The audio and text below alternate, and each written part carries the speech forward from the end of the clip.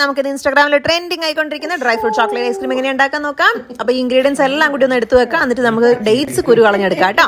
എന്നിട്ട് ഇതെല്ലാം കൂടെ ഒരു ബൗളിലേക്ക് ഇട്ടതിന് ശേഷം അതിലേക്ക് ഇളം ചൂടുള്ള പാൽ ഒഴിച്ചു കൊടുത്തിട്ട് നന്നായിട്ടൊന്ന് മിക്സ് ചെയ്തതിന് ശേഷം ഒരു 1 hour റെസ്റ്റ് ചെയ്യാൻ വേണ്ടിയിട്ട് വെക്കുക കേട്ടോ. റെസ്റ്റ് ചെയ്ത് വന്നതിന് ശേഷം എല്ലാം നല്ല സോക്കായിട്ട് വന്നിട്ടുണ്ടാവും. സോക്കായി നോക്കാൻ ഒന്ന് ടെസ്റ്റ് ചെയ്തൊക്കെ നോക്കാം കേട്ടോ. എന്നിട്ട് ഈ സോക്കായി വന്ന സാധനങ്ങളെല്ലാം കൂടെ മിക്സിയുടെ ഗ്രൈൻഡറിലേക്ക് ഇട്ടിട്ട് ജാറിലേക്ക് ഇട്ടിട്ട് നന്നായിട്ടൊന്ന് പേസ്റ്റ് രൂപത്തിൽ അരിച്ചെടുത്തിട്ട് നിങ്ങൾക്ക് ഏത് മോൾഡാണോ ഉള്ളത് ആ മോൾഡിലേക്ക് ഒഴിച്ചു വെക്കാം. എന്നിട്ട് നമുക്കൊരു 8 to 12 hours ഒന്ന് ഫ്രീസറിൽ വെച്ചിട്ട് സെറ്റ് ആയിട്ട് എടുക്കണം കേട്ടോ.